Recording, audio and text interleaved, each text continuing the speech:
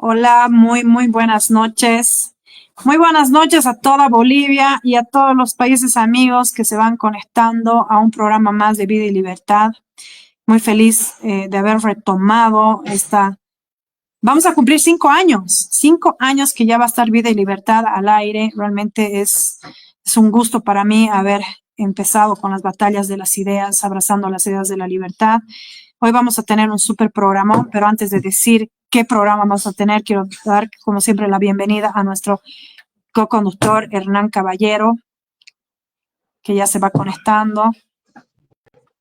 Hola, Hernán. Hola Carola, ¿cómo estás? Buenas noches. Acá muy contento de estar en el programa nuevamente, lleno de energía y listo para dar la batalla cultural. Por supuesto que va a ser una entrevista súper bonita esta, súper interesante, pero como siempre vamos a tener preguntas que van a englobar parte de lo económico, parte de lo político, pero también de lo social, sobre todo de lo cultural, que no se refleja mucho en la prensa actual, en la más media, como se llama, pero es sumamente importante para poder empezar a avanzar con las ideas liberales. Un abrazo, Cayo, y muy contento de estar aquí contigo. Mil gracias, querido Hernán. Bueno, para los que saben, y ya muchos lo conocen, hoy vamos a estar hablando con, no le hemos puesto un título al programa, pero sí es debate de ideas con Jaime Dunn.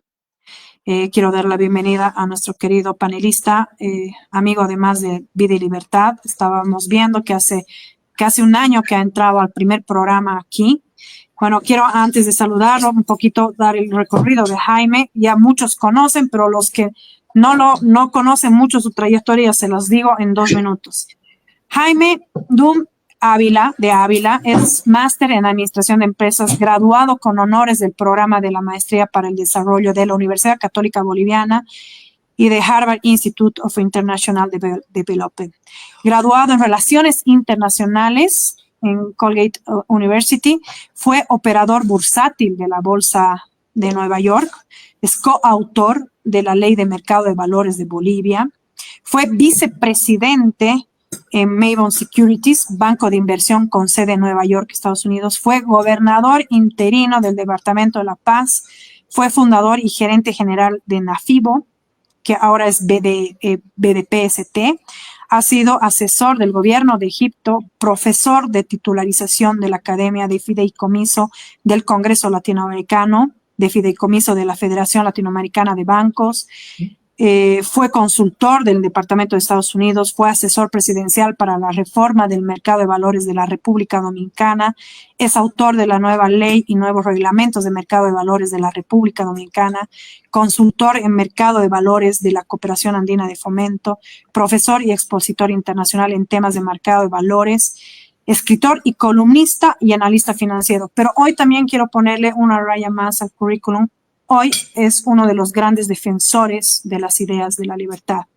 Hoy es uno de los principales exponentes en temas económicos desde el liberalismo. Bienvenido, querido Jaime. Querida Carola, muy buenas noches, muchísimas gracias. Aprecio mucho tus palabras y también darle un abrazo cordial a Hernán.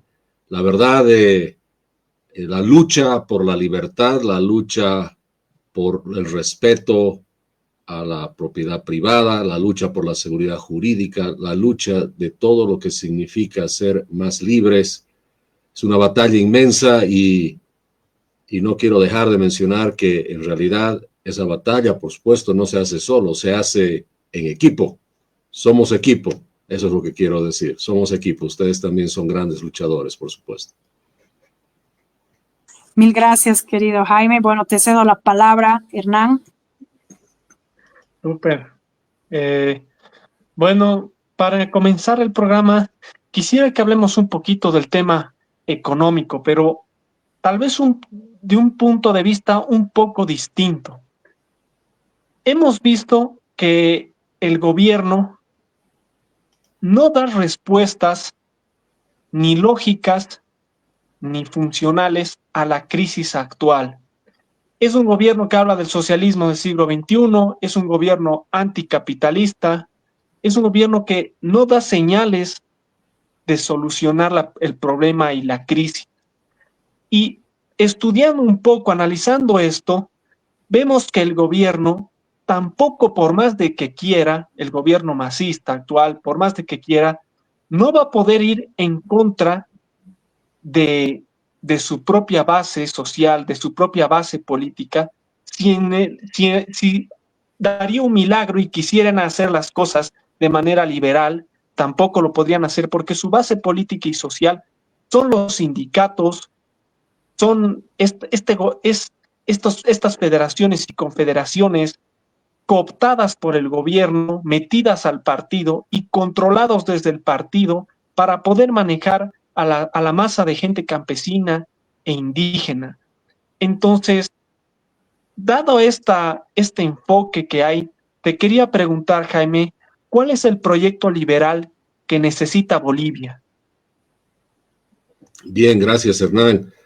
Has hecho una descripción muy correcta de qué es el movimiento al socialismo, que obviamente no es solo un modelo económico, social, comunitario, productivo, sino viene acompañado, obviamente, con rasgos muy importantes de un colectivismo secante y un prebendalismo, además, muy importante, que logra fusionar, ¿no es cierto?, a más de 30 y algo grupos sociales que han logrado tomar el poder para básicamente gobernar para ellos mismos. Eso es en realidad lo que pasa en Bolivia. Entonces, por eso al final tienes un resultado de un gobierno que es tremendamente racista, es totalmente violento con quienes no están de acuerdo con él. Y por supuesto, eso ha llevado también a que esta unión que hay entre estos grupos corporativistas, al ser prebendalista, por atrás hay muchísimos recursos, muchísimos dinero, que es lo que une lamentablemente a estos grupos sociales. Evidentemente, cuando hablamos de un gobierno nuevo, un gobierno liberal, es un cambio total y absoluto a estas ideas que acabo de describir.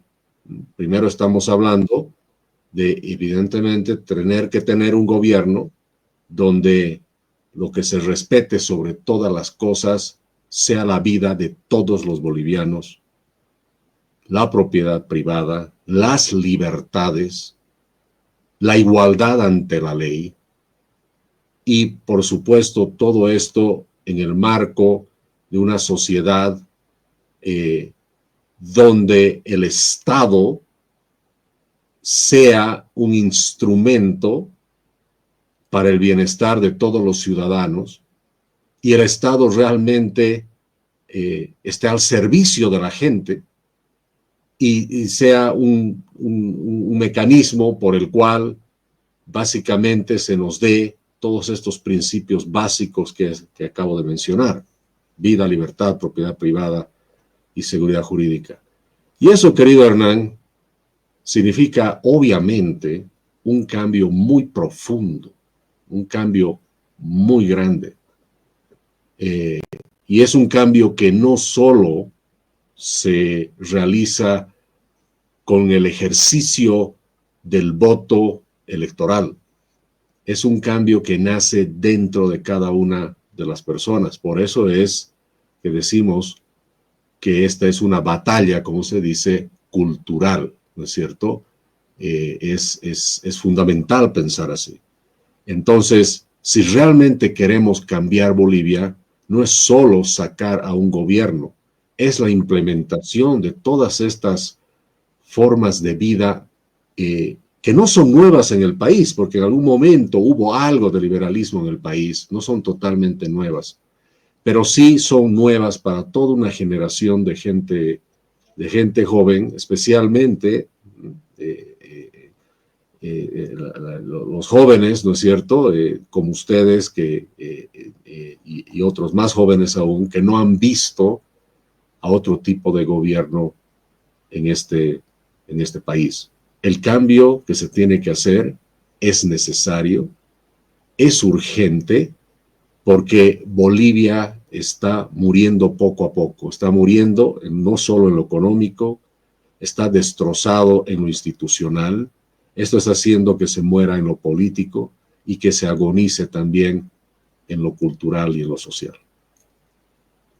Gracias, Jaime. Y realmente es terrible porque Bolivia es un país que está conformado por personas. Hay cifras que no se las puede ver. Niños que no van a comer, personas que mueren de enfermedades, hospitales que están repletos de gente que está realmente mal, y que estas políticas, lejos de destruir la economía del ciudadano, de quitarle el dinero a uno del bolsillo, haciendo que todo tenga un nivel de precios mucho más elevado, también tiene consecuencias sumamente graves que no se ven en gente que es más vulnerable, ¿no? Y bueno, como dices, es súper interesante esto de que el cambio que viene, que es liberal, no solamente es a nivel político o económico, también es cultural y que parte de uno. Y sobre todo, empezar a hablar de estos principios liberales es el comienzo para uno despertar. Y quienes ya están despiertos, ayuden y expliquen estas ideas a su familia, a sus amigos, enseñar, explicar estos temas que son tan importantes, porque hay esta batalla cultural que todos la libramos, pero es individual. La pelea ha llegado a un punto de ser individual, como vamos a ir viendo a lo largo de la conversación, de tener la suerte de tenerte aquí, Jaime. Vamos a hablar un poquito de estos temas que también tienen que ver con el tema cultural, aunque se lo vea de manera macro.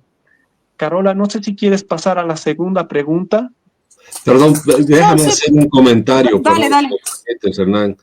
Sí, como tú dices, esta lucha cultural es individual, pero hay un tema que a veces nunca se dice, querido Hernán, no solo que es individual, es por supuesto una lucha voluntaria. El liberalismo es una batalla, ¿no es cierto?, en lo cultural, pero es voluntaria. Un liberal no puede obligar a las personas a ser liberales.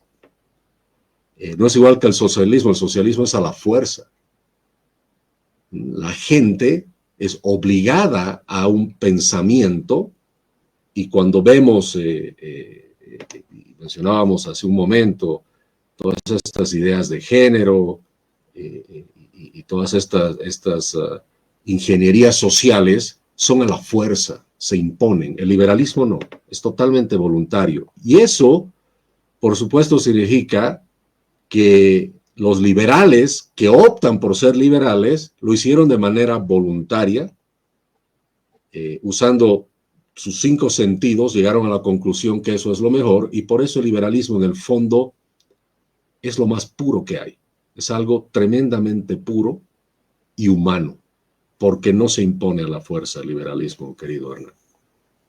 Civilizado, ¿no? Es la forma más simple de civilización desde la parte más pequeña que es el individuo. Así es. No, y completamente de acuerdo con lo que dices, Jaime, porque además el liberalismo es una filosofía de vida, ¿no? Yo lo tomo como una filosofía de vida. Es para aquellas personas, digamos, que están entrando recién y están aprendiendo recién, ahí te das cuenta realmente cómo el liberalismo te conduce por un camino realmente bondadoso, ¿no? Donde realmente priman el respeto al prójimo, ¿no? Entonces, por eso yo siempre admiro a todas aquellas personas que hoy están dando la batalla de las ideas, ¿no? Porque todo viene ligado, lo económico, lo político y lo social, ¿no? Sabemos que hemos logrado destrozar de alguna manera, la gente en Bolivia se ha dado cuenta que la economía no funciona con el socialismo. Y se lo ha demostrado, se lo ha evidenciado, son 20 años de un retroceso que hemos tenido en Bolivia, tú lo has dicho en muchas exposiciones, hemos escuchado de otros analistas, de otros liberales también, que han mostrado con datos cómo hemos retrocedido, ¿no? Cómo hemos ensanchado un estado gigante, elefantiásico, donde hoy los bolivianos hemos acabado realmente en ruinas, ¿no? Por ese lado, yo creo que estamos ganando esa batalla. Hoy nos toca ganar la batalla en un campo que les hemos dejado libre a la izquierda, que es la parte cultural, ¿no? Por eso es que hoy es muy importante que referentes como vos y otros referentes que van a ir entrando al programa empiecen a hablar sobre estas ideas, no solamente sobre estas ideas, sino sobre estas problemáticas que han secuestrado no solamente a las personas mayores, sino hoy a los jóvenes con este progresismo que al ser buenista radica, que crean radicalismos, pero donde hay privilegios, ¿no? Y bueno, aquí en cuanto a la segunda pregunta, yo quería decirte, ¿qué opinas de la constitución política del Estado? Que obviamente hace 20 años es una constitución masista, ¿no? Que ha sido impuesta por el masismo, que está relacionada al diseño actual del Estado. ¿Qué opinas de esta constitución? ¿Cómo han vulnerado las leyes? ¿Cómo han vulnerado la parte económica? ¿Cómo han logrado que los poderes estén totalmente impactados en uno solo, donde ya no hay independencia? Quiero que nos hagas un poco de una síntesis de lo que tú opinas de esta constitución masista, impuesta Sí, además. sí, por supuesto, por supuesto. Además, no solo eso, querida Carola, esta es una constitución que en su legalidad, su propia existencia legalmente es altamente cuestionada por la forma en que se impuso, pasándose muchos procedimientos legales y administrativos que cuestionan su propio nacimiento, ¿no? Ahora, esta es una constitución justamente hecha contra todos los principios liberales que nosotros conocemos, buscando obviamente lo que dice el nombre del partido, un movimiento al socialismo. Y por eso cuando tú, por ejemplo, analizas la Constitución, y me sé casi de memoria algunos artículos porque los he estudiado mucho, tú tienes, por ejemplo, temas muy específicos contra la propiedad privada, ¿no? Desde el artículo 56 para arriba, 56 a 60, vas a encontrar cosas como que la propiedad privada está garantizada, pero debe cumplir una función social. Función social. Claro, entonces eso le permite al Estado, imagínate, cuestionar y limitar según los criterios de alguien, que no sabemos quién será, ¿no es cierto?, si lo que tienes es realmente tuyo, ¿no? Por ejemplo, ¿no? O tienes otros de temas de expropiación por necesidad pública, que es muy ambiguo y está sujeto a muchos abusos. Tienes regulación sobre el tamaño de la tierra, tienes que atenta obviamente sobre la propiedad privada y la libertad de acumular de manera legítima, ¿no es cierto? Y lo más terrible es en el ámbito económico, tú tienes, por ejemplo, artículos específicos que van contra, ¿no es cierto?, la formación de precios.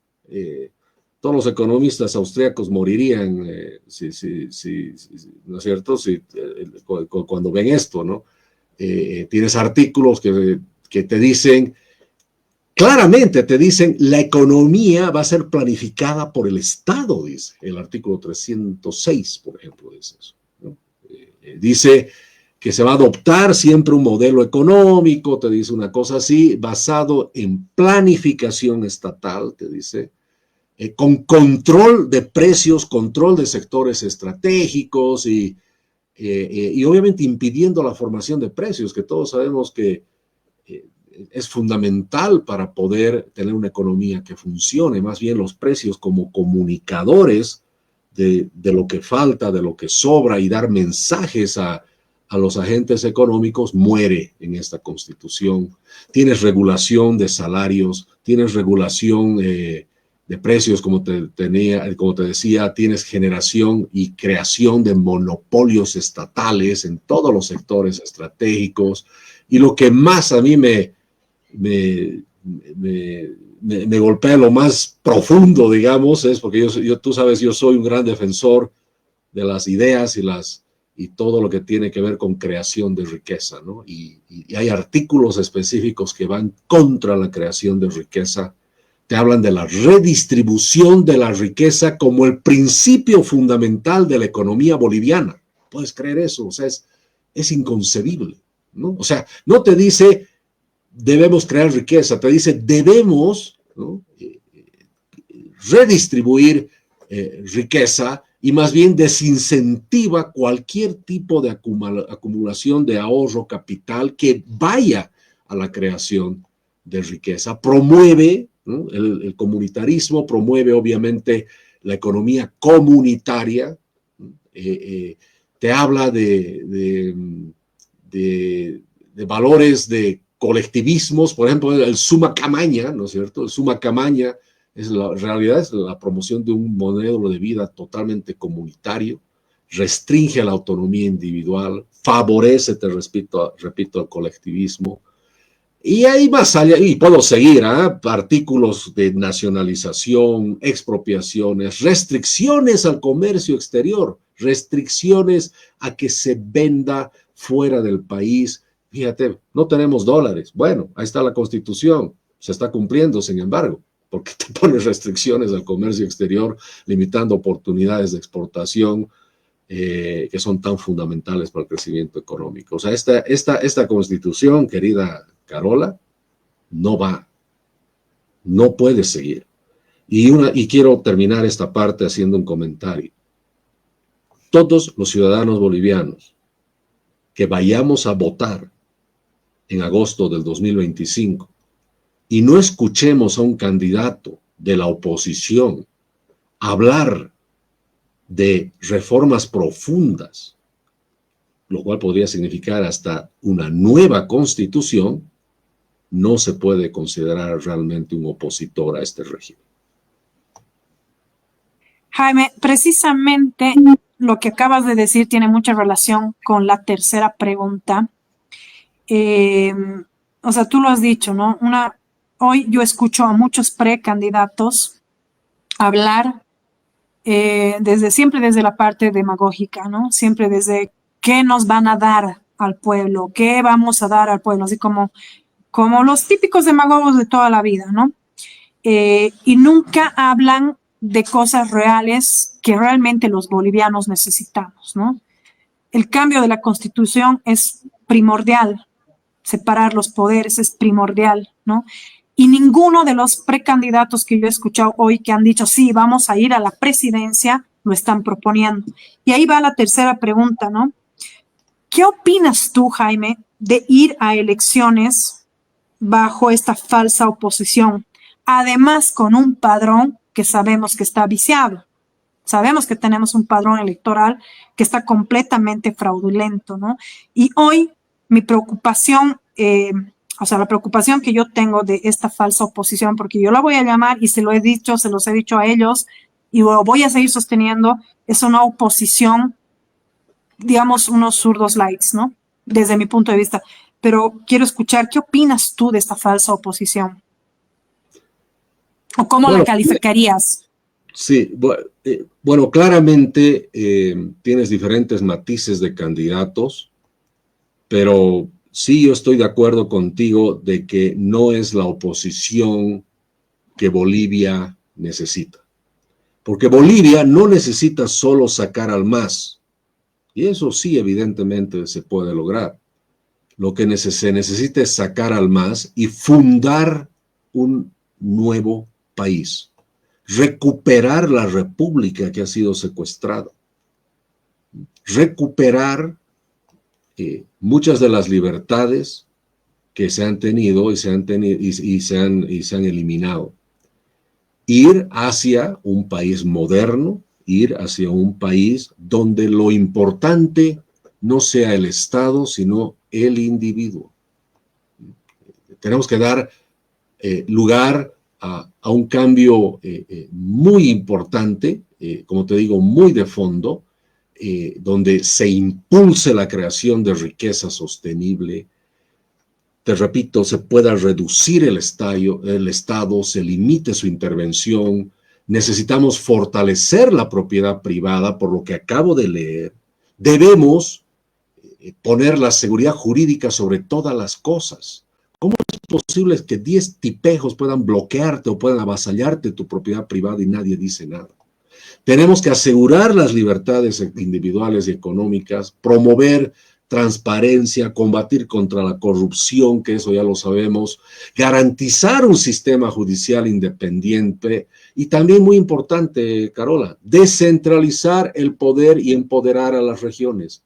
Una manera de achicar el Estado es haciendo que no tenga las atribuciones para todo y esas atribuciones y esas prerrogativas se dividan entre 9. O sea, eso significa achicar el Estado también. Dividir el poder en regiones. Dividir el poder en regiones. Otorgar a las regiones, municipios, esa autonomía que supuestamente se dio y nunca se dio porque fue mentira, ¿no es cierto?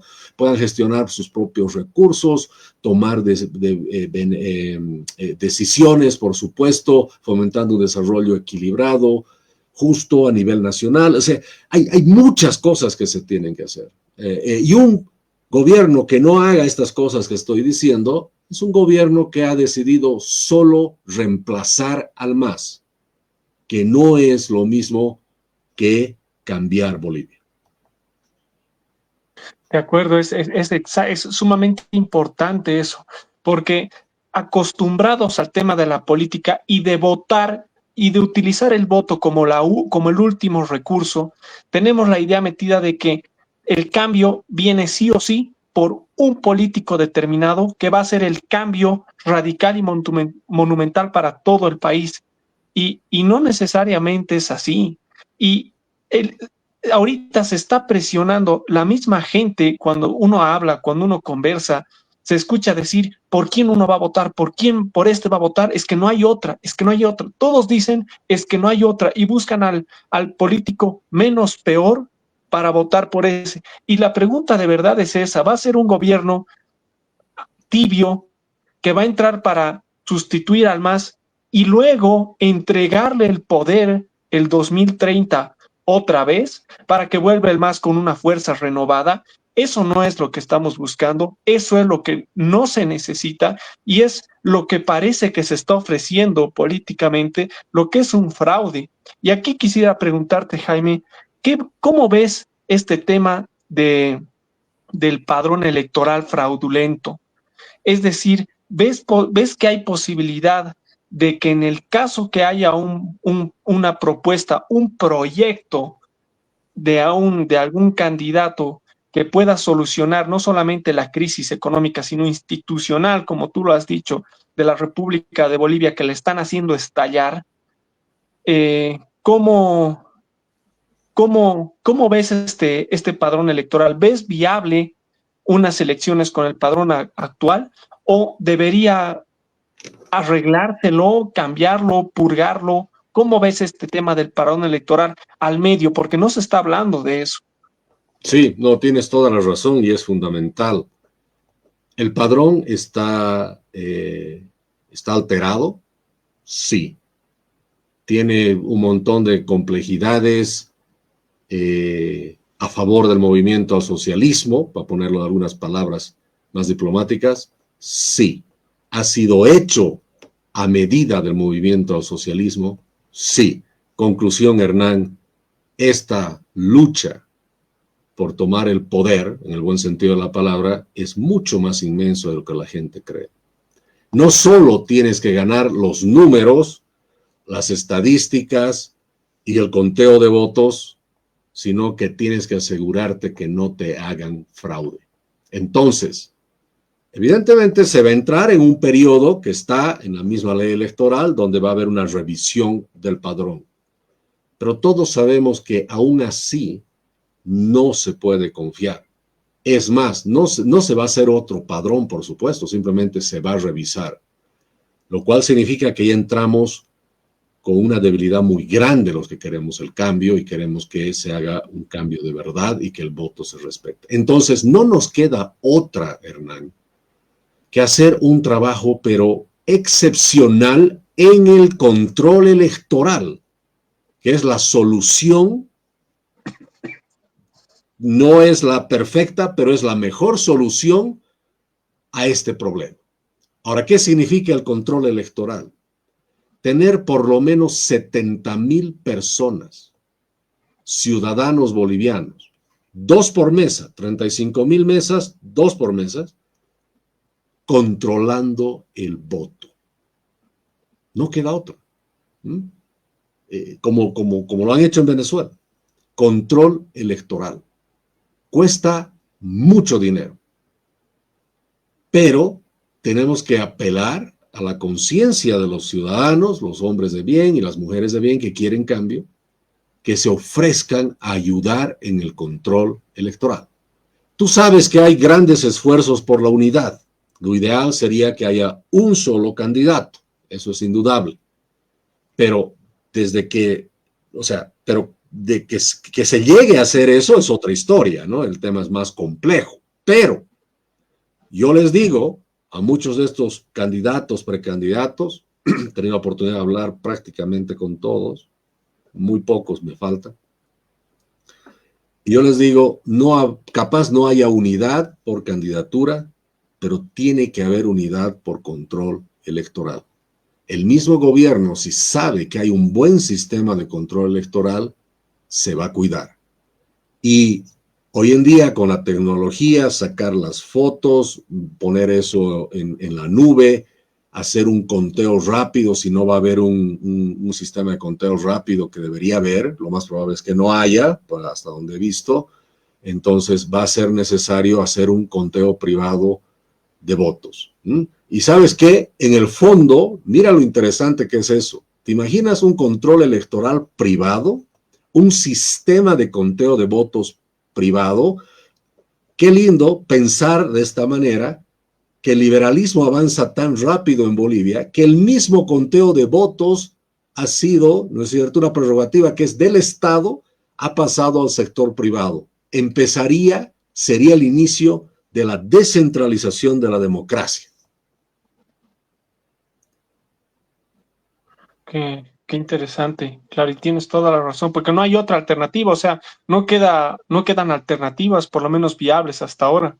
No hay, Bueno, no hay. Por eso depende del sector privado de proponer soluciones. Y hoy en día con la tecnología se puede. Se puede. Pero, ¿sabes qué tengo? O sea, es un comentario así, me estoy saliendo un poco de las preguntas de la entrevista a partir de todo lo que tú has dicho. Bueno, ahorita lamentablemente el poder está en manos, ya sabemos, el ejecutivo, el legislativo y el judicial, la justicia está en manos de los masistas, ¿no? Ellos nunca van a permitir que exista una auditoría al padrón, porque ellos mismos se tendrían que demandar a ellos mismos, ¿no? Entonces va a ser muy poco probable.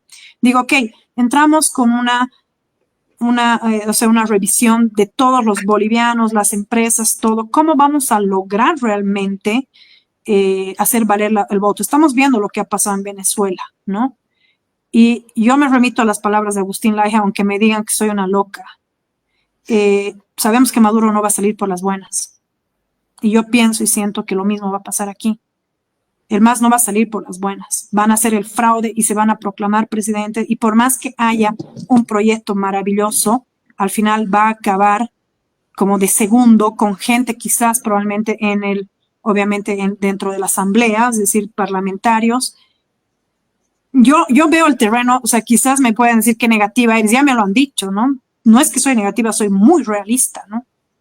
No estamos tratando con un gobierno cualquiera, estamos tratando con un gobierno que ya todos saben, no lo voy a decir por ética, pero y además por miedo a que bajen el live, ¿no? Porque además esto se va a subir a YouTube, pero yo creo que va a ser muy poco probable que podamos auditar ese padrón, va a ser muy difícil, ¿no?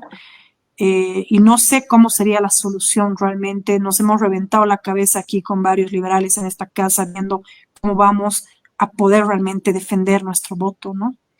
Sí, y ese es un panorama para hablar otro momento, pero yo me remito mucho a lo que dice y los que... Dime. Sí, pero hay otro tema adicional, o sea,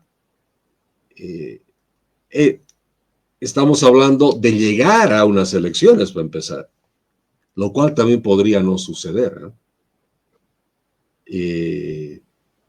Esta constitución está tan mal hecha, es tan tan fácil de vulnerar.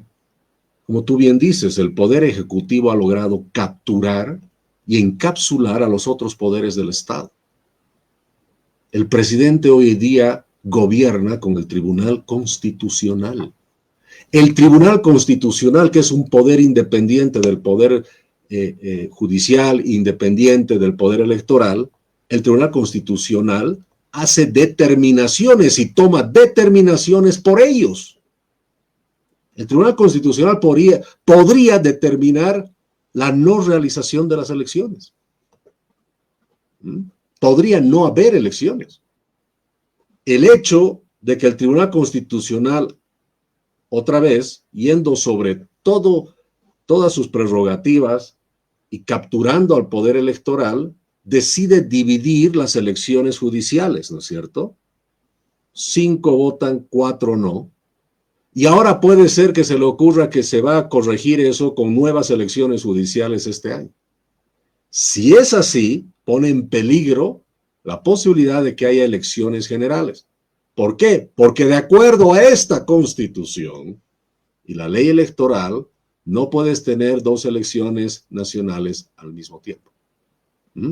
Entonces, imagínate al punto al que hemos llegado, la inmoralidad legal, jurídica, donde la misma Constitución podría ser la fuente por la cual el presidente constitucionalmente pueda prorrogarse un año.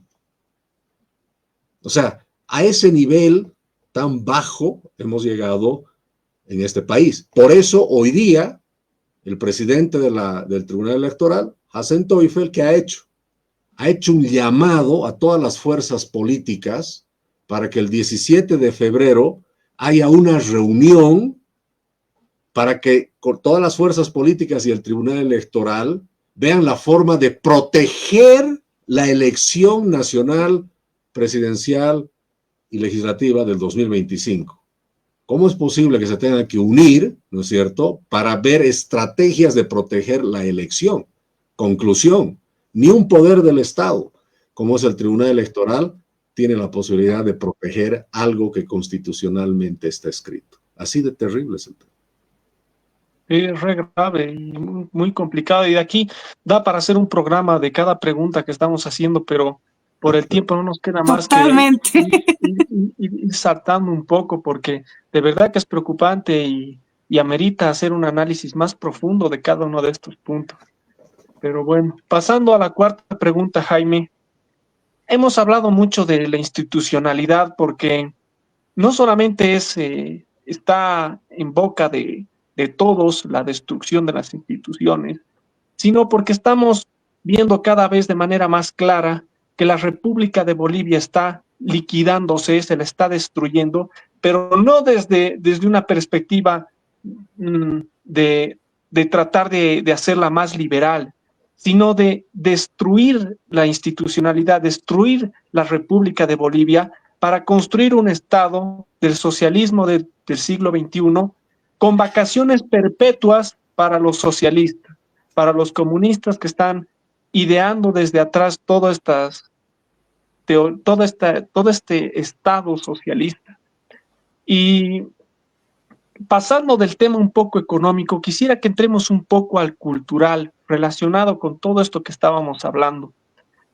¿Consideras que la instrumentalización marxista del indígena es el nuevo rostro del comunismo en Bolivia, Jaime? Qué interesante. Sí, sería un derivado de este marxismo cultural que se va esparciendo en el mundo, ¿no? Esta adaptación, digamos, del marxismo clásico económico al ámbito cultural y al tema específico indígena. Definitivamente. A ver. Claro, porque Linera ha sido uno de los principales ideólogos de esto, y al campesinado, a la gente del campo, a los indígenas, él los ha llamado una nueva clase social, es decir, la nueva clase enfrentada a los llamados caras, a los llamados mestizos, de la ciudad para confrontar a la población, a la gente, enfrentarla y crear esta dialéctica que le llaman de oprimido versus opresor y poder alimentar su maquinaria y su delirio socialista para conquistar el poder. Entonces preocupa mucho cómo se puede estar usando a las comunidades, a los indígenas, como nuevo agente para perforar la institucionalidad, para utilizarlos como punta de lanza para penetrar la institucionalidad y destruir la república a nombre del rostro indígena, pero en realidad con el trasfondo comunista.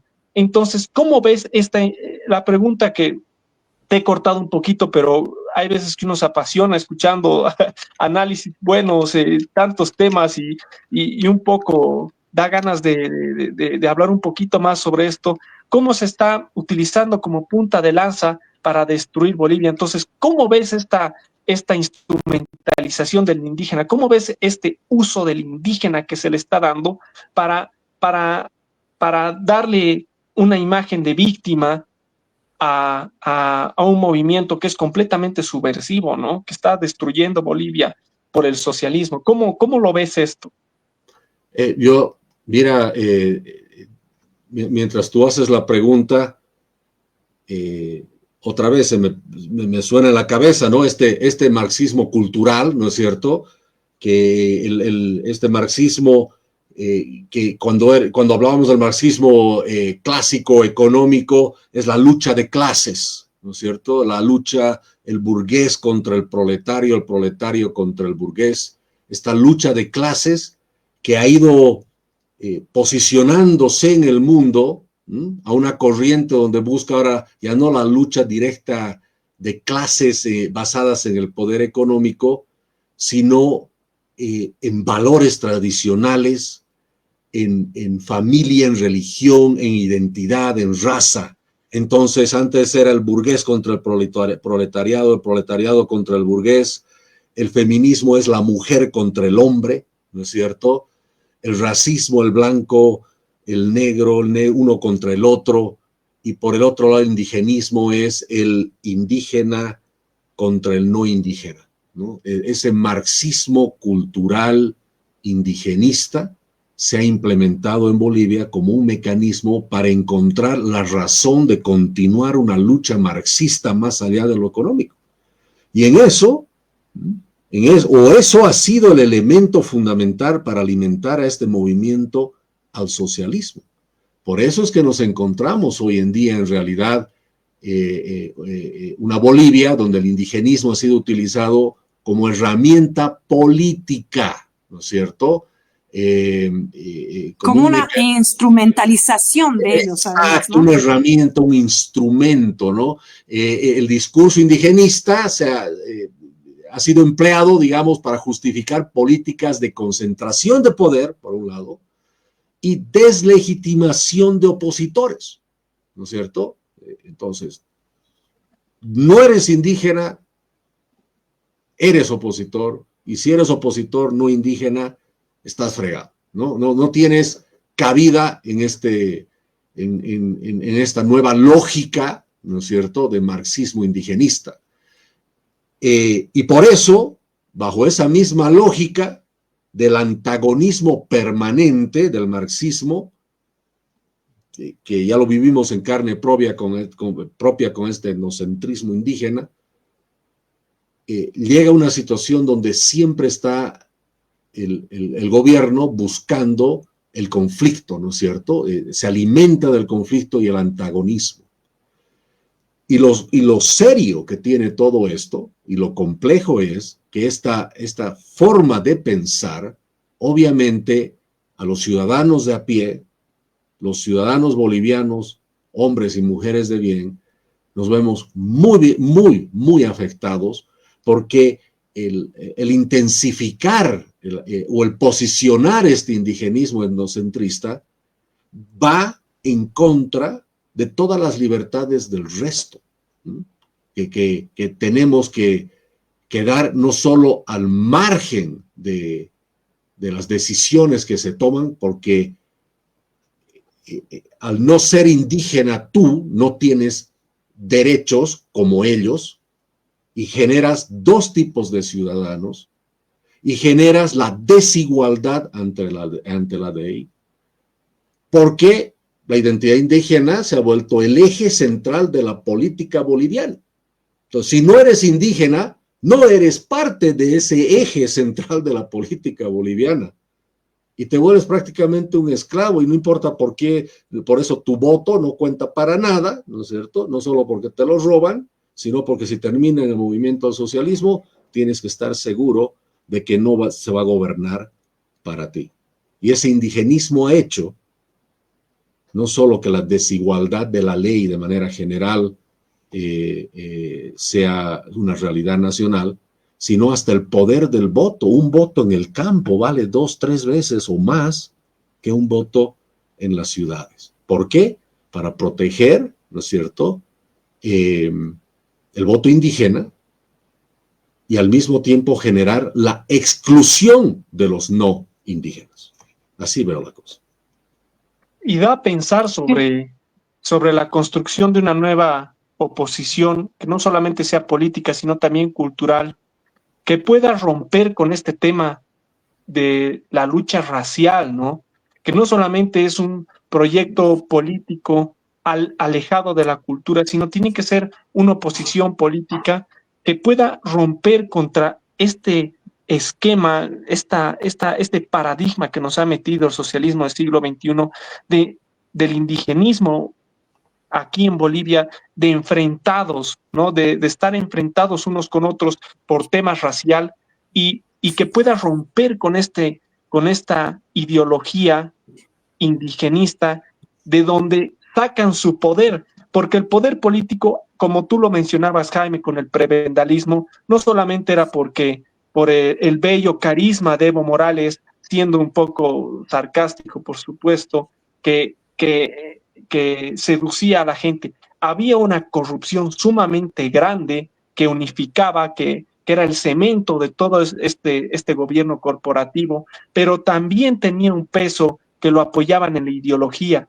Y esto es importante para por lo menos comenzar a analizarlo, porque todos estos son nuevos, todos estos temas son nuevos, los estamos empezando a ver aquí y empezar a analizarlo, ¿no? De cómo sacan su poder de este conflicto, esta dialéctica racial, y cómo el siguiente candidato o el gobierno que haya tiene que tener un proyecto cultural que rompa contra este pensamiento de que unos están enfrentados con los otros por la raza, por las naciones y demás, aymaras, quechuas contra mestizos, es decir, romper un poco este paradigma al que nos han metido para poder empezar a encaminarnos hacia lo que es el globalismo, ¿no? Bueno, no sé si quieres decir algo, Cayo, para pasar a la siguiente pregunta. Si me permites, antes que se me vaya. Dale. Lo que quería decir, Hernán, que todo lo que se tiene que hacer para ir en contra de lo que estamos hablando, este etnocentrismo, este indigenismo, la única forma que tú puedes ir en contra de eso y enterrar eso para ponerle fin de una vez, tiene que forzosamente ser un proyecto liberal. Ojo, solo un proyecto liberal va a poner punto final a eso. ¿Por qué? Básicamente se me ocurren 3 razones por qué el liberalismo es lo único. Porque, a ver, primer tema, hablemos de autonomía individual y colectivismo. Ya de entrada, el liberalismo es lo único que es opuesto 180 grados al colectivismo, no hay más. Mientras que el liberalismo busca empoderar a los individuos, ¿no es cierto?, como agentes libres dentro de la sociedad, y qué sé yo, el indigenismo, el etnocentrismo, se centra en comunidad, en las identidades colectivas como base para una acción política. Entonces, lo único que va a ir contra el colectivismo de verdad es el liberalismo, porque el liberalismo busca la autonomía individual. Primera conclusión. Segundo, igualdad ante la ley o desigualdad ante la ley, o privilegios diferenciados, ¿no? Lo único que busca igualdad ante la ley es el liberalismo. No hay otra. Los movimientos liberales siempre vamos a defender, o las personas liberales, un marco jurídico primero único, uniforme para todos los ciudadanos bolivianos, mientras que el indigenismo, como te decía, genera y promueve leyes diferenciadas basadas en criterios étnicos, raciales, llamarlo lo que sea, comunitarios, etcétera, etcétera. Entonces, ese es el segundo tema. El liberalismo es el único que promueve igualdad ante la ley y por lo tanto el liberalismo es el único que puede hacerle frente a los privilegios especiales diferenciados que impone el movimiento al socialismo. Y tercero, se me ocurre esta visión, digamos, de identidad, ¿no? ¿A qué me refiero? A ver, los movimientos liberales, ¿no es cierto?, tienden a ver a las personas, como decimos, como individuos autónomos. Entonces, tu identidad, mi identidad, la de Carola, no puede estar condicionada por su origen étnico, ¿no es cierto? Mientras que el indigenismo pone la identidad colectiva como el centro de la política. Entonces, conclusión, lo único que puede ir contra el indigenismo y el etnocentrismo, por las razones que acabo de hablar, es el liberalismo. Por eso, si otra corriente política, aunque sea opositora, llega al poder el 2025, nos garantiza que se va el MAS, pero no nos garantiza de que se generan una nueva república sin indigenismo y sin etnocentrismo. Muchas gracias, Jaime. Me he salido 2 minutos, no sé qué ha pasado, pero bueno, los he escuchado igual. Antes de seguir con la siguiente pregunta, las personas que quieran hacer alguna pregunta, vamos a tener unos 10 minutos con nuestro panelista para que pueda responderles. Y segundo, decirles que este programa, ni bien acabe de emitirse, se lo sube a YouTube. Muy pronto ya vamos a estar saliendo por YouTube más. Estamos realmente consolidando estos 2 canales con fortaleza. Les pido compartir desde YouTube. Tiene el mismo nombre, Vida y Libertad, Carola Antezana, Bolivia. Y les pido, por favor, que lo repliquen porque son temas que nadie los toca. O sea, estamos viendo... yo me he pasado haciendo un análisis de muchas entrevistas que hacen en los medios de comunicación y realmente no hablan de esta parte de la cultura, ¿no? Entonces, prácticamente, esta pregunta que yo te iba a hacer, un poco ya la has respondido, que es cómo dar la batalla cultural, ¿no? O sea, no solamente es hablar de la batalla cultural, sino es dar la batalla cultural. Y dar la batalla cultural solamente se la puede hacer desde el liberalismo. Y eso precisamente hablábamos con Hernán la otra noche aquí con Alele más, que la única manera de cambiar Bolivia es realmente con un proyecto liberal, pero liberal desde las entrañas, ¿no?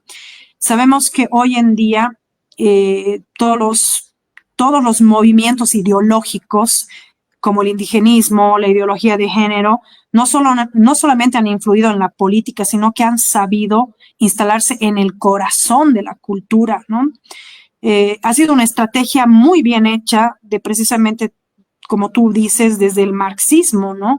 El marxismo siempre ha priorizado esa revolución, ¿no? Esa pelea.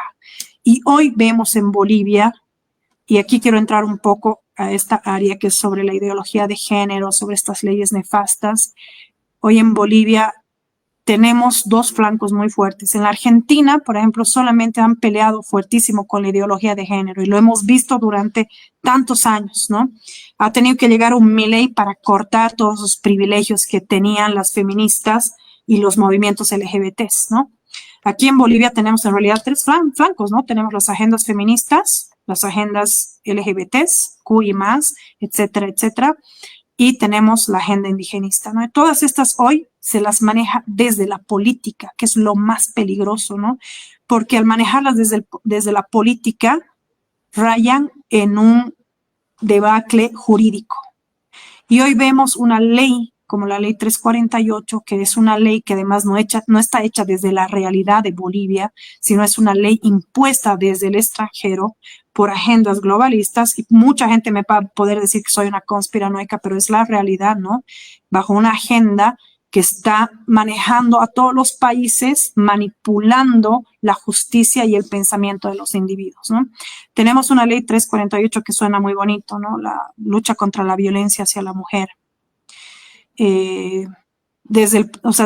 Tú lees el título y dices, wow, claro, ¿quién no quiere luchar contra la violencia hacia la mujer? Pero ahí ya vemos un desbalance proporcional. La lucha es contra solamente la violencia hacia la mujer. Los hombres no sufren violencia. ¿No sería mejor abrogar esta ley y dar inicio a una ley que proteja al individuo de cualquier tipo de violencia, venga de un hombre, venga de una mujer? Y además nos olvidamos de los más vulnerados, que son los niños, que no habla mucho en esta ley de eso, habla precisamente de la mujer. En el artículo 5 de esta ley dice que esta ley protege a los hombres. Claro, pero tú lees el restante de los artículos y anula todos estos artículos. O sea, que hay algo grave que anula la presunción de inocencia. Y aquí viene la pregunta. Yo estoy luchando muchísimo con esto y es una lucha muy silenciosa porque estamos en una agrupación muy grande, no solamente a nivel Bolivia, sino a nivel internacional, para demostrar que esta ley ha destrozado la familia y la está destrozando la familia. Tú, si en caso, digamos, de tener, digamos, una posibilidad de llegar a una candidatura y lograr llegar a ser presidente, ¿tú la abrogarías esta ley? ¿Qué harías con esta ley? Para mí es muy importante escucharlo de ti.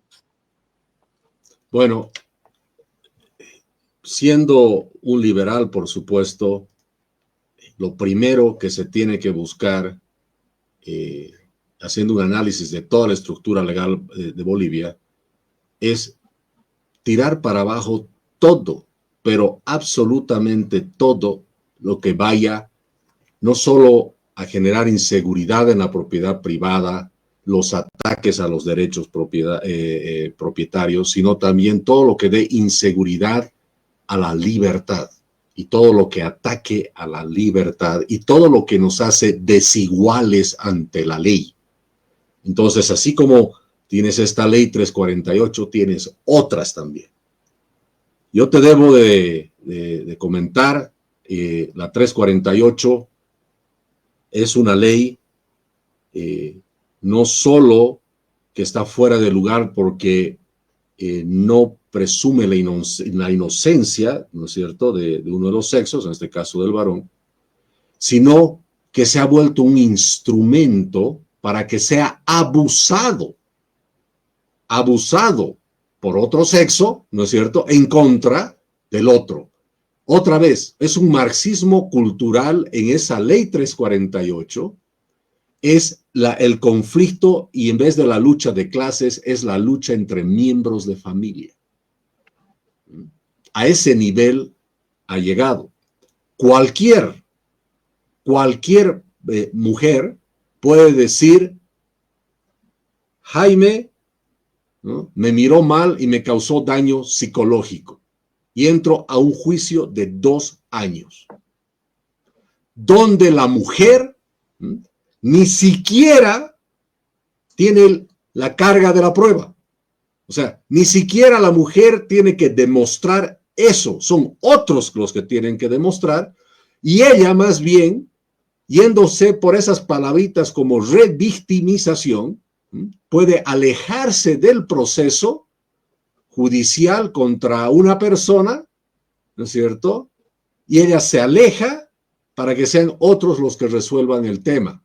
Es más, la mujer, ¿no?, en este caso, ni siquiera forma parte, digo, del proceso judicial, ni siquiera necesita participar dando un testimonio, porque su testimonio se genera la figura de revictimización. Es decir, se ha hecho una ley que evidentemente suena bonito, se supone que es para proteger a las mujeres. Yo siempre voy a estar con todo lo que proteja a las mujeres, pero no por proteger a las mujeres vas a desproteger a los hombres.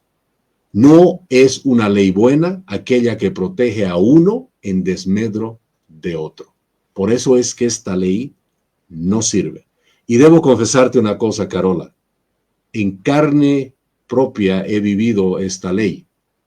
En un caso muy cercano que he visto, he sido testigo durante 2 años de un supuesto ataque de violencia contra una mujer que nunca existió. Y a mí me pasó de casualidad estar por ahí y ver eso, y fui testigo. Y lo que más me ha entristecido de todo ese proceso es que la justicia realmente no solo que no funcionaba, sino que esta ley contribuía a que no funcione la ley y la justicia. Te paso un dato. Había una filmación de todo el evento, donde se ve que no hay agresión. ¿Puedes creer que esa filmación nunca ha sido prueba? Nunca ha sido admitido como prueba. Algo tan fundamental. Es más, el primer día de la acusación, si un fiscal hubiese visto el video, hubiera tirado a la basura la acusación. Ni siquiera se ha podido llegar a ver el video. ¿Por qué? Por temas de revictimización y porque esta ley está hecha de tal manera que quita todos los elementos de defensa para un acusado. Por lo tanto, este tipo de leyes son leyes medievales, ¿no es cierto?, abusivas, que lo único que están haciendo es llevar a nuestra sociedad a una situación de caos y a romper lo que es el núcleo familiar de los bolivianos. Y qué importante Totalmente eso, porque lo siento, perdón, Cayo. A ver, voy a comentar, por favor, esto.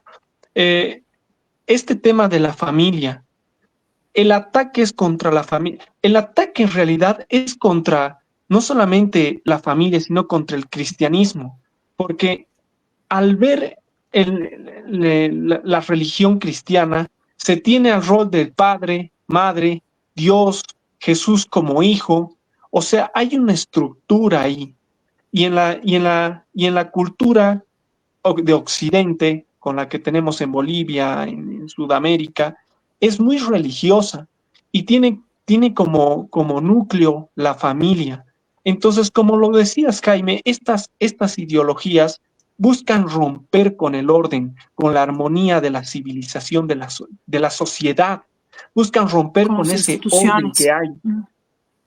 Y el comunismo es la abolición del Estado. Totalmente. La fuerza. Totalmente. ¿No es cierto? Literal.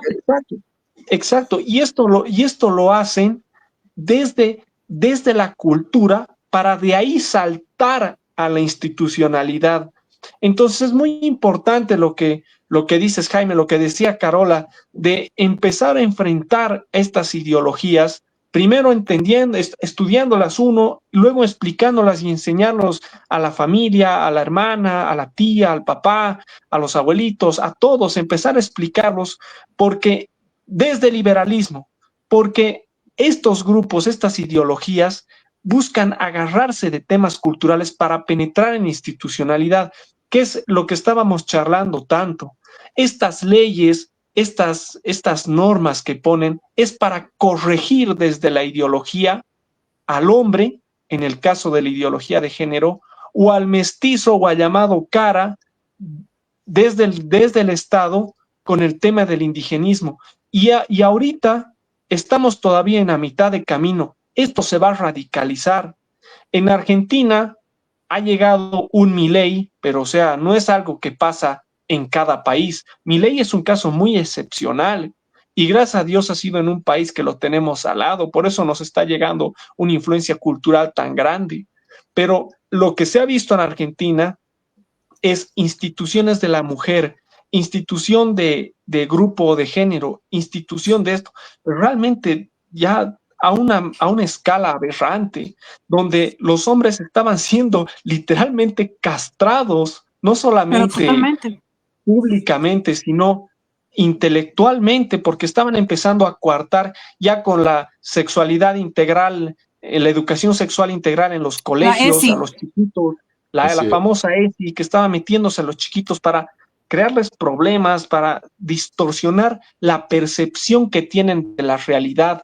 Y esto es sumamente importante comenzar a comentarlo porque no se lo dice mucho en los medios, en la llamada más media, como decía hace un momento. Las ideas son sumamente importantes porque determinan la evolución social. No hay un poder político que no venga de la mano de intelectuales que son los fabricantes de las ideas. Las ideas nos sirven para describir la realidad y usamos palabras para hacerlo. Lo que la izquierda ha descubierto es este uso que le damos a las palabras para volverla un arma, distorsionar las palabras para distorsionar la percepción de la realidad y así manipularnos a las personas manejando nuestras ideas. Eso es lo que hacen. Y su poder político lo sacan de estas ideologías. Y hay un libro bien interesante, siempre aprovecho para meter alguno que otro librito, porque aparte de ser un programa en el que hacemos noticias y entrevistamos a personas tan interesantes como tú, Jaime, también nos gusta ir hablando y comentando alguno que otro librito para que la gente también se meta un poco más a esto, empiece a animarse a avanzar un poquito de esto y llenar curiosidades. Hay un libro bien interesante que habla de esto que se llama La fatal ignorancia de Axel Kaiser, que alguna vez lo hemos comentado contigo, Jaime, que realmente explica lo que es esto. Las ideologías estas son la base del poder político de estos movimientos de progresistas o del socialismo del siglo XXI. Y es sumamente importante enfrentarlos desde el liberalismo, para lo que tenemos que informarnos primero para darles la pelea, empezar a hablar de principios, empezar, como estábamos comenzando hace un momento, empezar a adueñarnos de las palabras. Qué importantes son las palabras para empezar a describir la realidad del modo correcto y no dejar que la ideología de género avance, porque al principio eran pocas las mujeres que estaban metidas en el feminismo, pero ahora se está viendo que muchas, sobre todo jovencitas, están metiéndose estas corrientes de pensamiento que les van a destruir la vida, les van a provocar unas frustraciones de grandes que después se van a llevar unos dolores inmensos cuando descubran la verdad de esto. Y el indigenismo no es una excepción, no lo estamos enfrentando desde el liberalismo culturalmente, porque no sabemos cómo funciona. La intelectualidad siempre ha sido de izquierda en Bolivia. Tú, Jaime, esto lo debes saber súper bien. ¿Cómo debes enfrentarte? ¿Cómo ves tú enfrentándote contra una intelectualidad que son de izquierda? Que realmente es difícil poder incluso conversar, llegado al caso de con periodistas, porque están realmente adoctrinados. Es cambiar completamente el chip de la cabeza, empezar a sacar términos estúpidos como la justicia social, como la igualdad, como la igualdad puede parecer un concepto bonito, pero cuando se lo mete a la economía, a la política con igualdad de derechos está bien, pero cuando se busca igualdad de condiciones, igualdad de derechos sociales, se empieza a distorsionar el lenguaje y esto hay que enfrentarlo. Yo te quería preguntar, Jaime. No, espera, es lo que te decía hace un ratito. Por favor, antes de pasar a la siguiente pregunta, Hernán, es bien importante que entendamos esta situación de la ley 348, porque además se ha vuelto, y es bueno que la gente sepa, se ha vuelto un lucro, ¿no? Es un lucro. Hoy están pactados los abogados, consorcios de abogados, fiscales y jueces, y además hay un cuarto poder ahí detrás que se convierte en primer poder, los colectivos feministas, ¿no? Las feministas son las principales, como yo les digo, mercaderes de denuncias falsas. Y aquí están los colectivos, y no lo digo sin miedo, no lo digo con miedo, lo digo así de frente. Están mujeres creando, Mujeres de Fuego recién se ha descubierto toda una pachotada de falsedades que han metido a miles de hombres víctimas, ¿no? ¿Por qué digo miles? porque con la agrupación que tengo, que se llama Unión por la Libertad y la Justicia, que no todos son liberales, pero todos defienden la presunción de la inocencia y muchas víctimas, hemos logrado recaudar, imagínate, Jaime, y este es un dato para todos los que están viendo, cerca de 15,000 denuncias falsas. Solamente estamos hablando de La Paz, Ciudad del Alto, y nos llegaron desde Cochabamba. O sea, Y si muchos hablamos... arrestos, obviamente, muchos deben estar con gente encarcelada, ¿no? Porque No, simplemente... por eso hay hacinamiento en la cárcel. Tú vas al penal de San Pedro, yo he tenido la oportunidad ya de ir en varias ocasiones, hay un hacinamiento tremendo. Cada día entran, de acuerdo a las entrevistas que les hacía yo a los policías, porque no te dejan filmar ahí adentro, entran cerca de 15 hombres denunciados falsamente. Van unos a preventiva y otros van a población, ¿no? Entonces, es de terror, y esto para que la gente sepa, hay niños de 16 años juzgados con esta ley. No están en la cárcel, pero están con detención domiciliaria. Nosotros estamos peleando por un caso de un niño de 16 y el otro de 18, o sea, no tenía, ni siquiera tenía 16, tenía 14 años. Ya son casi 2 años que estamos con esto, y el otro empezó de 16, ahora ya tiene 20 y tantos años, ¿no? Y esto es importante porque yo voy a hacer fragmentos de esto, que la gente tome conciencia y que seamos nosotros interlocutores y denunciar estos atropellos, cómo están realmente utilizando esta ley para un tema de lucro económico. Y una de las principales personas que hace esto es María Galindo, ¿no?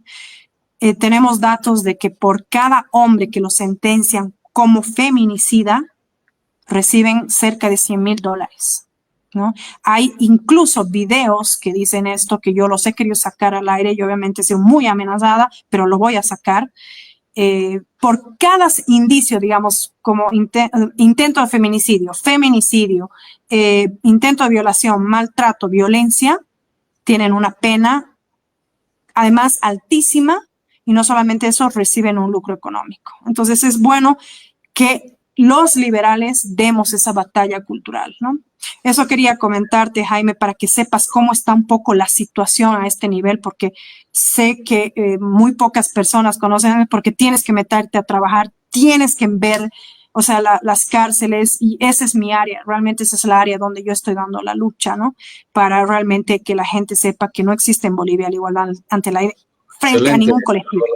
y yo te felicito por ese trabajo, y la sociedad boliviana va a saber el día de mañana también agradecerte por todo el trabajo que estás haciendo, ¿no? Esas leyes no van. Si me permites, quería comentar un poquito sobre lo que dijo Hernán,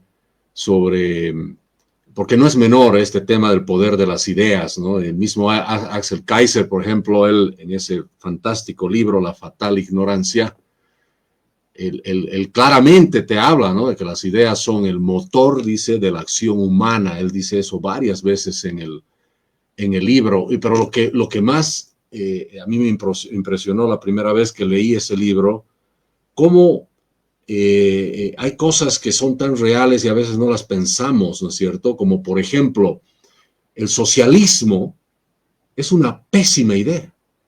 El comunismo, peor. El nazismo es una pésima idea.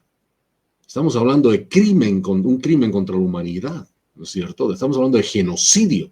Sin embargo, una idea mala, bien vendida, es un éxito.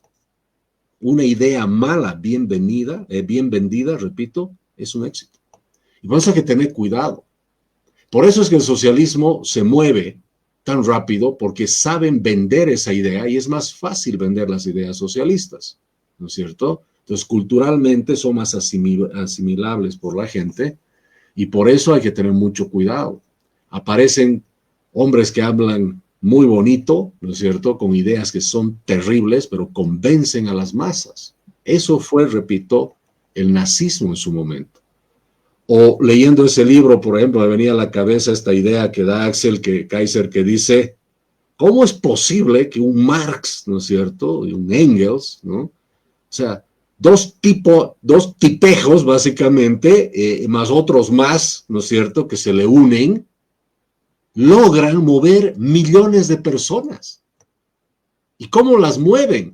Solo porque hablan bien, hablan bonito, enamoran a la gente, Y por eso otra vez, una idea mala, bien vendida, se vuelve exitosa, ¿no es cierto? Y es terrible que eso suceda.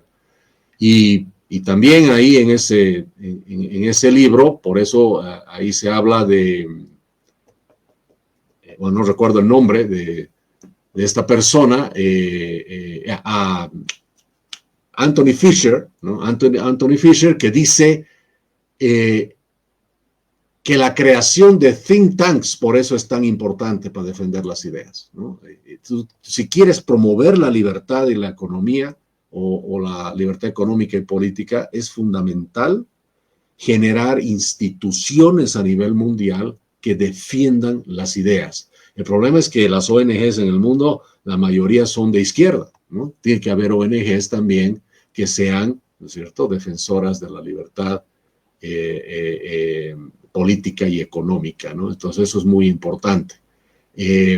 Las ideas, las doctrinas, las teorías guían la acción del hombre, también decía en algún momento, me acuerdo haber leído von Mises, por ejemplo. Von Mises decía, ideas y teorías y doctrinas van a guiar siempre la acción del hombre, ¿no? Entonces, qué poderosas son esas palabras, porque si la idea es mala, la teoría es mala, la doctrina es pésima contra la humanidad, va a terminar, si está bien vendida, va a terminar guiando la acción del hombre. Por eso es tan importante el trabajo de hacer la batalla cultural.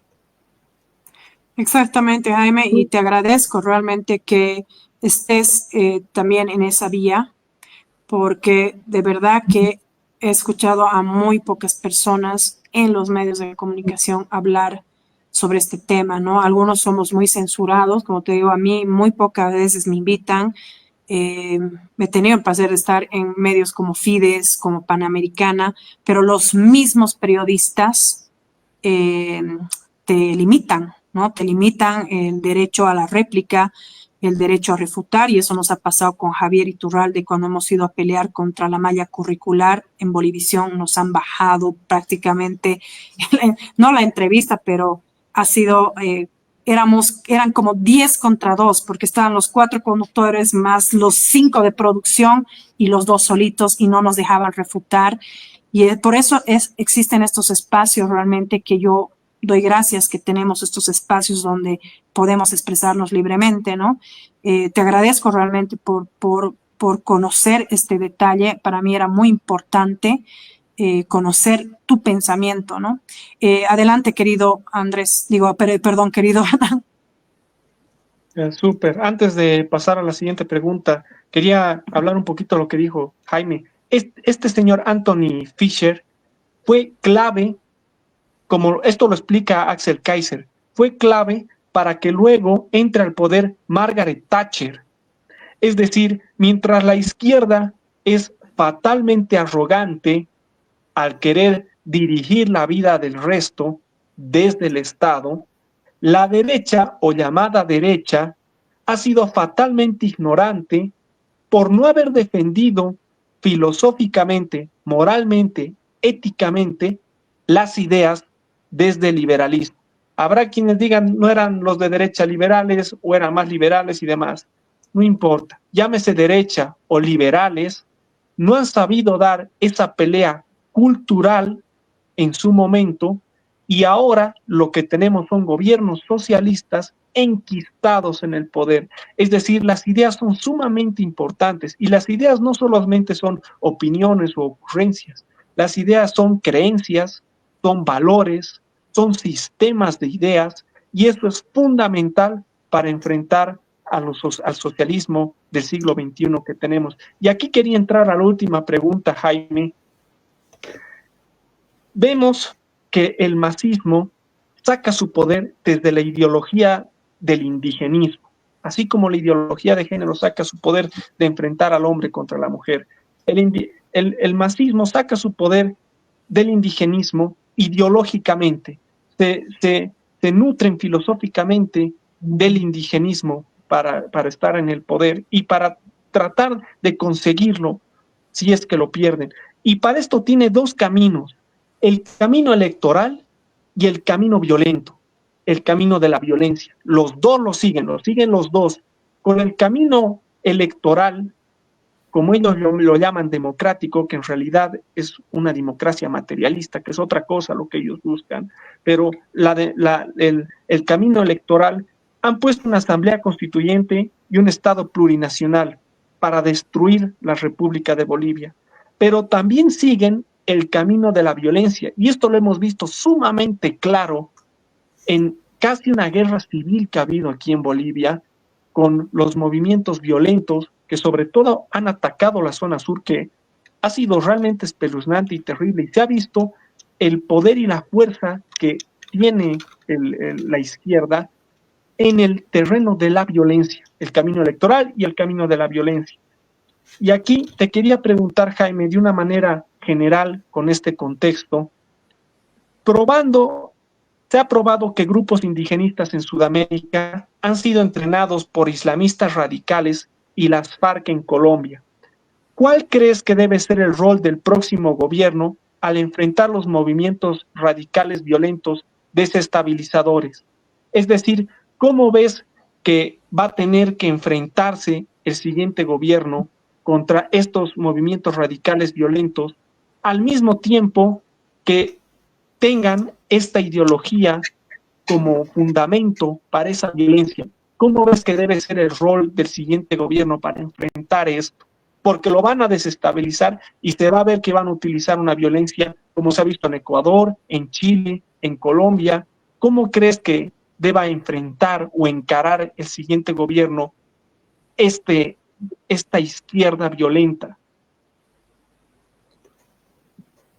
Cualquier, sea izquierda o no sea izquierda, no importa de dónde venga, si hay violencia de por medio, hay alteración del orden público, pone en peligro la vida, la libertad, y voy a repetir, la propiedad privada, es suficiente para que el Estado tenga que actuar con toda la contundencia y con todo el peso de la ley.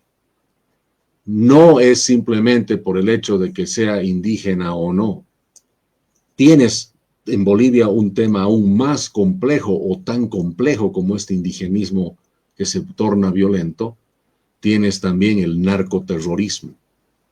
Y es el narcotráfico violento y terrorismo al mismo tiempo, porque ya tiene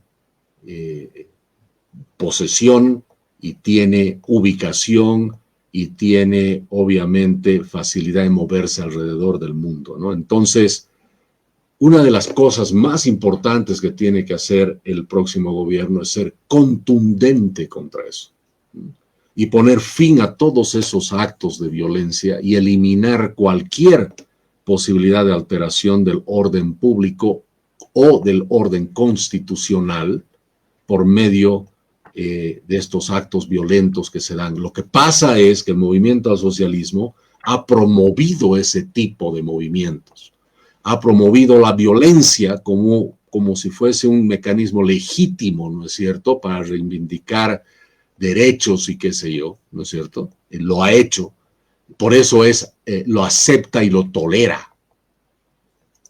Y ojo, la violencia no es solamente no es un acto que siempre tiene que terminar con sangre. La violencia viene en todas formas, en muchas variadas formas. Violencia es que te obstruyan un camino. Un bloqueo es un acto violento, ilegal, que va contra las libertades y la propiedad privada, porque genera daño económico de alta magnitud. Entonces, lo único que se tiene que hacer en este país es hacer cumplir la ley. Lo que pasa es que no se hace cumplir la ley.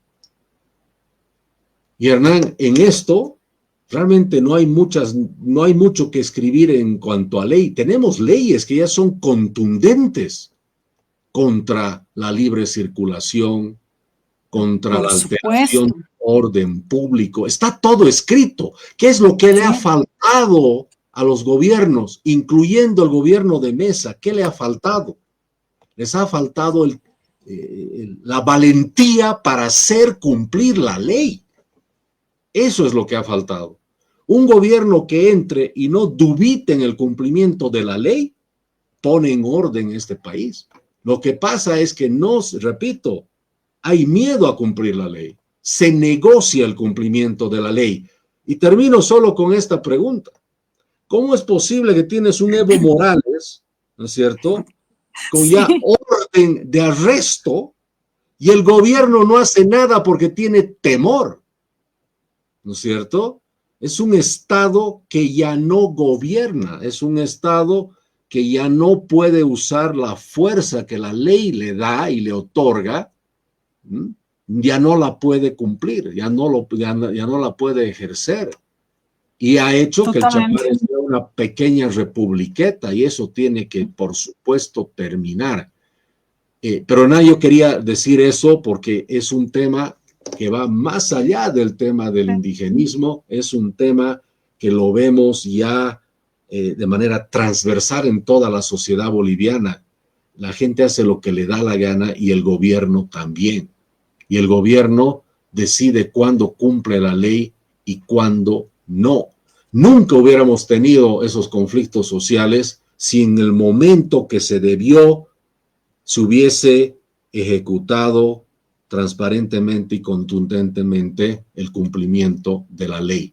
El tema es que se dejó a los movimientos sociales que hagan lo que quisieran hacer, porque el gobierno no tuvo el coraje de hacer cumplir la ley. No sé si quieres comentar algo más, Hernán, para que vayamos cerrando el programa. No, me parece que ha sido una entrevista sumamente interesante, muy rica, muy fructífera. No solamente hemos hablado temas económicos, sino también culturales. Y creo que faltan más programas así, ¿no? Que no solamente sean amarillistas y divulgativos en cuanto a la noticia inmediata, sino profundizar un poquito, empezar a hablar de temas que tocan un poco sensibilidades, que son difíciles de hablar, porque si no se rompe, si alguien no rompe estos temas, no se los va a debatir. Y el siguiente gobierno que venga tiene que desarticularlos ideológicamente, porque se van a agarrar de ideologías, como ya hemos visto, para poner ejemplos de unos opresores atacando a otros victimarios o víctimas, escudándose detrás de los más vulnerables para usar la ley a su favor. Entonces, creo que es sumamente importante el empezar a hablar de estos temas, porque hay que informarse y hay que animarse a debatirlos y empezar a hablarlos. Y yo estoy muy contento, como siempre, Jaime, de tenerte en el programa. Es un tipo de entrevista distinta a lo que estamos acostumbrados. Se profundizan temas y uno se anima a preguntarte, porque hay candidatos o hay personas a las que uno les pregunta cosas y no sabe si lo va a poner en aprietos. Tú sabes muy bien, dominas el liberalismo, entonces uno se siente tranquilo de empezar a hablar de estos temas, aunque sabemos que son sensibles y son difíciles de hablar. Yo quiero terminar con eso y darte gracias, Carola, como siempre, por tenerme también aquí contigo en tu programa y dar la batalla cultural que es tan importante. No, yo más bien agradecida. Ya no es mi programa, es nuestro programa. No, yo agradecida siempre a las personas que se animan a entrar al canal. Yo he extendido la invitación a todas aquellas personas que incluso no piensan como nosotros. Vamos a ver si aceptan, porque obviamente nosotros no vamos a un tema de contrarrestar, sino vamos al debate de ideas, ¿no? Entonces, comentándote así algo cómico que me ha pasado cuando he mandado tu invitación, porque yo siempre las viralizo por todos lados. Amparo Vallivea me ha dicho que quiere volver a debatir contigo y le he dicho, ok, voy a hablar con Jaime, lo voy a hacer público. Me ha dicho sí, porque me interesa mucho contrarrestar, ¿no? Ella se ha dado cuenta del pensamiento que yo tengo. Va a estar en el canal, ella quería entrar hoy contigo a debatir, le dije que no, porque ese es un programa ahorita es muy demasiado profundo para que, no es por mala, ¿no?, que lo diga así, pero no lo podíamos llevar con ella adelante, ¿no? Pero eso te quería decir y yo le dije, lo voy a decir públicamente. Y me dijo, por favor, dilo públicamente. Entonces lo estoy haciendo públicamente. Yo sé que vos puedes debatir con todos, ya lo hemos visto. Y les invito a todos los que nos están viendo, voy a volverlo a está por si acaso colgado en mi feed, el programa donde Antonio Sarabia y Jaime Dum debatieron con dos masistas, ambos del ala evista además. Yo pensé que uno era arcista, pero ayer cuando he visto bien en la entrevista, ambos eran evistas, además evistas radicales. Véanlo, así se hace un debate, así se contraargumenta. Y eso es lo que nos tiene que regir a todos los liberales, el respeto de las ideas y el debate de las ideas. Te agradezco, querido Jaime, por siempre aceptar las invitaciones. A ti, Hernán, siempre porque le das esa chispa en el tema de profundidad en las preguntas. La próxima semana vamos a tener novedades también. Muy pronto vamos a estar también, quiero decirles, con Cristian Rodrigo Iturralde, que es el que ha escrito el libro negro del indigenismo. Estén atentos porque esto va a ser una primicia también, porque vamos a hablar con alguien que domina el tema. Y es muy importante que los bolivianos nos demos cuenta que esta es la agenda que nos está entrando y esta es la agenda que va a destrozar la institucionalidad en Bolivia si no la frenamos. Y también tengo a todos una previa sorpresa, que probablemente esté Axel Kaiser en el programa. Te lo quería decir, Hernán. He logrado comunicarme con él y bueno, parece que vamos a hablar de su último libro, que son Parásitos, algo así. También los invito, Parásitos vamos mentales. A ir subiendo el ritmo con debates también, o sea que Jaime vas a estar como panelista en algún debate. Y bueno, gracias a todos los que han visto el programa, todos aquellos. Hay gente que me ha dicho que no he respondido a algunas preguntas, pero no logro ver las preguntas. No sé si estoy muy tarde en el retorno en mi otro dispositivo. Pero te invito, Jaime, que le des una miradita, si puedes responderles a las personas, sería lindo para que te interactúen contigo. Y bueno, esperemos que tú también nos des alguna sorpresa muy pronto, Jaime. Les mando un abrazo a todo Bolivia, a todos los que se han conectado. El próximo jueves, por el mismo canal, vamos a estar con un empresario boliviano joven, que es Paulo Folster, que también defiende las ideas de la libertad, que recién está saliendo un poco a la palestra. Va a ser lindo conocerlo y escuchar lo que él tiene sobre el pensamiento de Bolivia. Y el siguiente programa es con Cristian Rodrigo Iturralde. O sea, tenemos 2 jueves muy intensos. Un abrazo. Gracias a todos los que nos han visto. Gracias, Carola. Chao, Carola. Un abrazo. Buenas noches. Chao. Chao, chao.